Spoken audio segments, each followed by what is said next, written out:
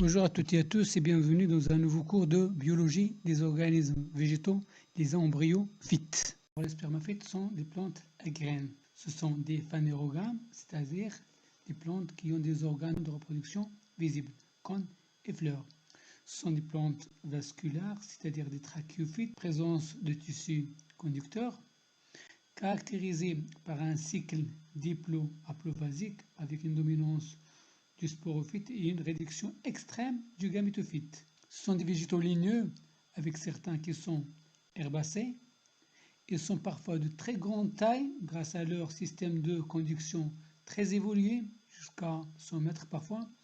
Et puis, leurs éléments de dissémination ne sont plus du spore mais des graines.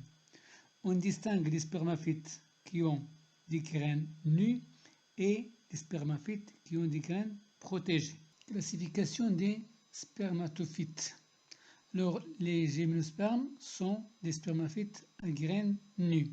Alors, d'un point de vue phylogénétique, les gymnospermes regroupent les cicadopsites, avec notamment les cicas, les gyngophytes, avec une seule espèce existante qu'on va étudier prochainement, appelée Ginkgo biloba, et puis les gnetophytes, avec l'exemple de Welwitschia mirabilis, et puis les pinophytes, aussi appelés les conifères.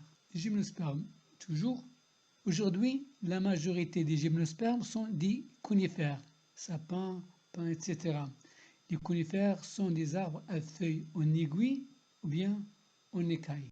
Les angiospermes, ils sont appelés aussi des plantes à fleurs. Alors, elles représentent la grande majorité des espèces végétales terrestres, avec environ entre 90 à 96% des espèces végétales terrestres.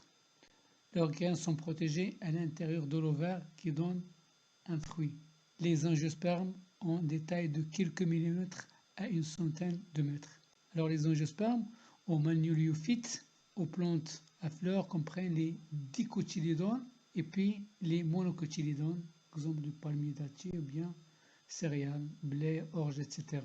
Alors la fleur et le fruit sont caractéristiques des angiospermes, ce qui entraîne une interaction, coévolution avec les aliments à la fois dans la pollinisation et puis dans la dissémination des graines. Alors cette interaction avec les aliments dans la reproduction a joué un rôle très important dans leur évolution.